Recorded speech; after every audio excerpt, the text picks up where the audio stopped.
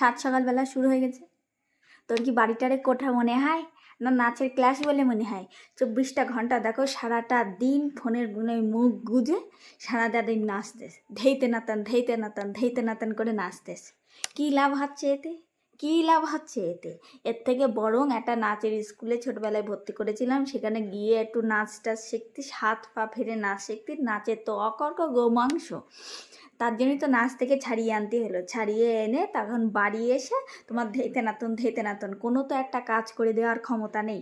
মার যে হাতে দুটো কাজ করে দিই, কোনো কাজকর্ম করি, কোনো তো সেসবের কোনো বালাই নেই। বরং ডাকলেও কোনো সারা শব্দ উত্তর বার্তার কিচ্ছু পাওয়া যায় না। কিন্তু এদিকে দেখো ফোনের খোলে সারাদিন মুখ গুজে আছে আর সারাদিন ধেউতে নাতন করে নাচতেস।